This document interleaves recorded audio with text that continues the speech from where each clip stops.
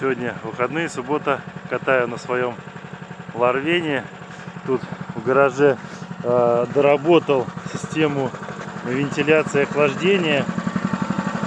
Вот здесь вот так сделал. Здесь от глушителя, чтобы сверху выходило. И за боковой поверхностью, потому что вот это деформирует ее. Сделал, чтобы она тепло уходила.